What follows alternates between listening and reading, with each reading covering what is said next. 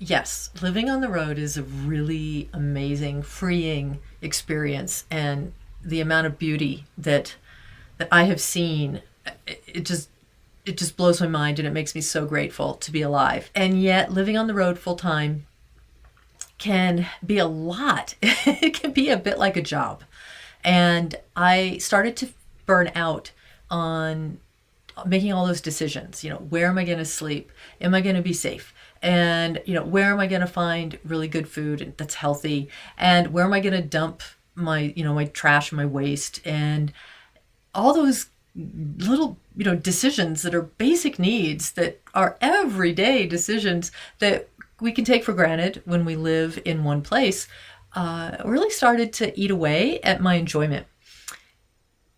And decision fatigue. I put out a survey in the community post for this channel. What are some of your biggest challenges? And one that came up was decision fatigue. I really wanted to speak to that and tell you how I've solved it. And I've solved it in a pretty big way, a pretty giant way. As you can see, I'm not in the van right now. Don't worry. I'm still definitely have the van. And that I don't think that will ever end.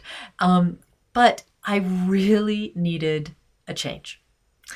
So this is a big deal. This announcement to you is a pretty big deal. But I'm not the only one doing this. There are a lot of people with Vanlife channels where I've noticed they're doing this too. But I don't really notice everyone talking about it in exactly the same way. Okay, here's what's going on. So I had the decision fatigue, and if you saw the last video, just all the challenges going on in the world, a lot of instability, and some freaky situations in some locations around the country. So I, started to get a little weird, thinking about staying in the van overnight in certain parking lots and certain parks and other places. So what to do? We had met someone a year and I'm trying to remember how long. Yeah, I think it was a year and a half ago. No, 2 years ago. 2 years ago. And about a year and a half ago, we started to spend some time and visit and that kind of thing and stay in the van for several days, and then we were staying like every week. And then we were like, wow, wait a second, we really like being here. And so we decided to move here. So that's what we're doing. So we are moving onto a piece of land and that we are sharing, and with the owner. And we still have the van, of course, and we're taking trips. We flipped it. So instead of living in the van and visiting other places, yeah, we are now living on land and visiting other places in the van. All right, there it is. So, I really hesitated to share that with you because I was feeling like maybe you would think I was less than a van lifer. But then I started to get real about it and noticed, wait a second, there are plenty of other van lifers who are talking about this, and plenty of others, frankly, who are doing it and not talking about it. Because there is this allure to being a van lifer, as if you have to do that 24/7 for 7 years. And if you've noticed the videos where somebody says that's what they've been doing, oh my God, they get millions of views. So there's a bit of peer pressure. However, the pressure of making all those decisions every day was getting to be a bit much. So community. We have community now, and it's growing, which is exciting. And the other bonus here is that okay, so these are walls, and this is a curtain, and there's a nice, window, okay, which, the van has. But I also have this desk and my big monitor, and I have a dedicated workspace. So there is a perk to this. This is a really nice change. I have so many projects I'm working on, and just to be able to stand up, and move around, which I could do in the van 100%, but I can really walk around this whole space. And I have bulletin boards on the wall and just all this way to spread out. I really like it. I have a project table.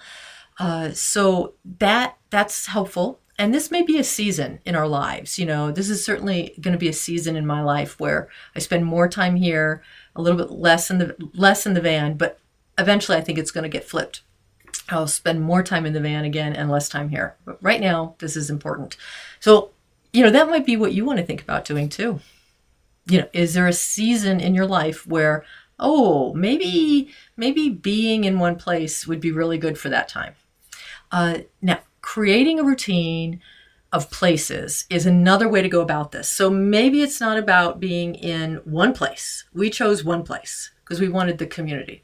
But maybe for you, if this appeals to you at all, then for your van life, perhaps, and I touched on this in the last video, at the end of the last video, having a calendar where you just get real with yourself.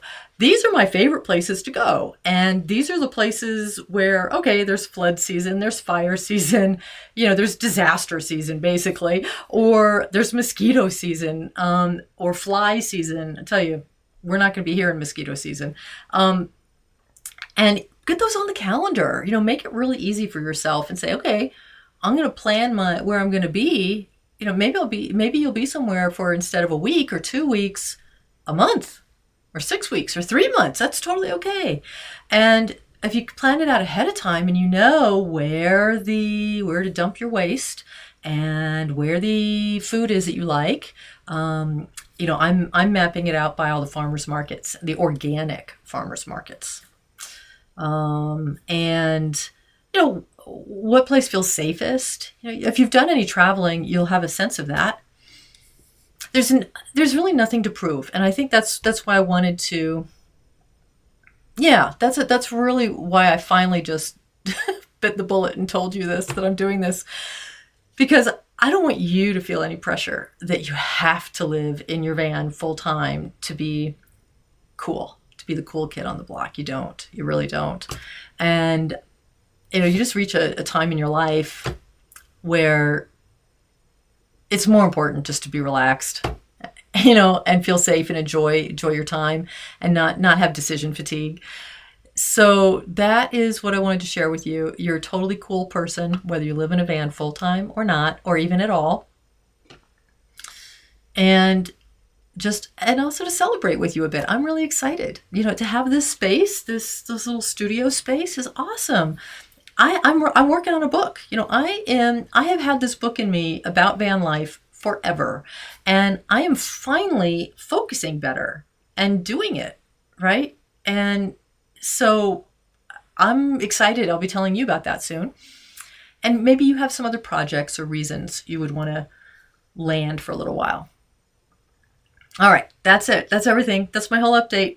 I hope that was helpful. And is it interesting to you? Have you been contemplating this? Maybe you're doing it. And if you're looking for community, what is it? The Foundation of Intentional Community, I think it's FIC, is a great place to look. They have a lot of intentional communities listed there. And of course, there are trailer parks, and one of my best memories is staying in a trailer park in Yuma over Christmas, and a couple of years ago, maybe 3 years ago, and one of the best experiences ever. So yeah, trailer park, any kind of community, you might want to consider that too. All right, I feel like I just like a phone call where you just don't want to hang up with your friend, but I'm going to end this video now. All right, I'll see you in the next one. And remember, you can do it. You can do it your way. Do it your way and enjoy your journey.